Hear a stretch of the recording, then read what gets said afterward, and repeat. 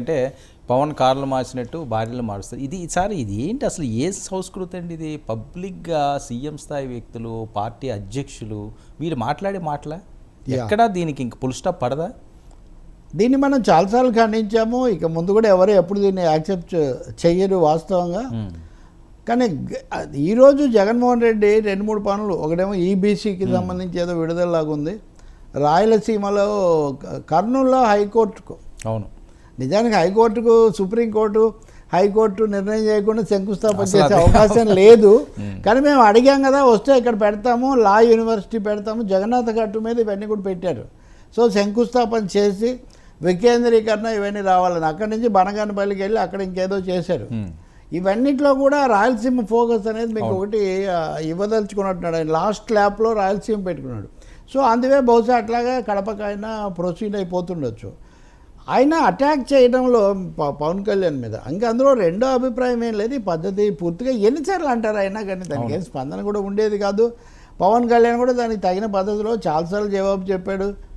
మీరేనా 4వ భార్య అంటే కాదు, మీ మొగుడా భార్య అని అగ్లీ చర్చలు ఇవన్నీ కూడా, ఇవన్నీ అనవసరం. కానీ అయితే ఈరోజు జగన్ చెప్పిన దాంట్లో ఒక పాయింట్ ఏమంటే,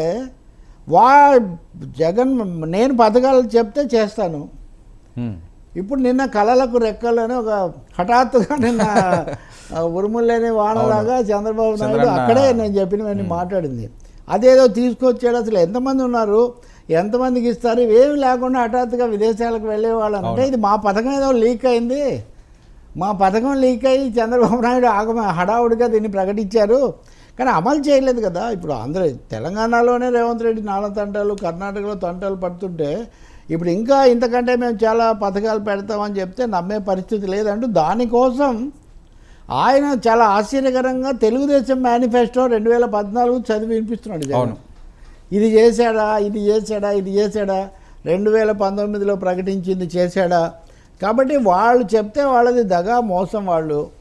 ఆ క్రమంలో పవన్ కళ్యాణ్ ఇది నేను ఇంతకుముందు కూడా చెప్పా, ఆయన రాజకీయంగా కూడా వివాహము మహిళల విషయం మాట్లాడడం అనేది తన ఓట్ బ్యాంకుకు దోహదపడుతుందని జగన్ నమ్ముతున్నట్టుగా కనిపిస్తుంది.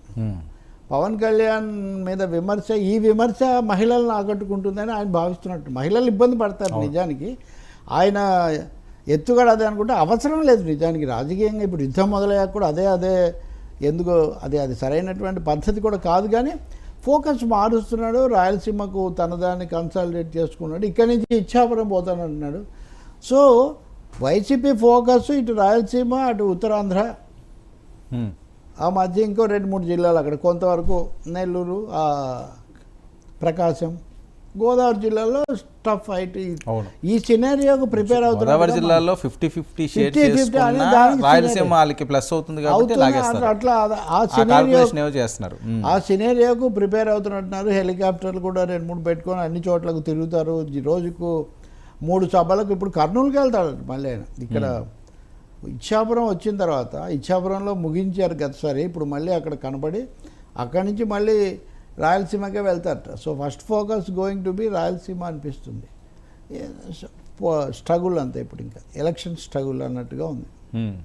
సార్ చంద్రబాబు నాయుడు గారి మీద కూడా ఈయన మాట్లాడిన తీరు అంటే ఎక్కువ పథకాలు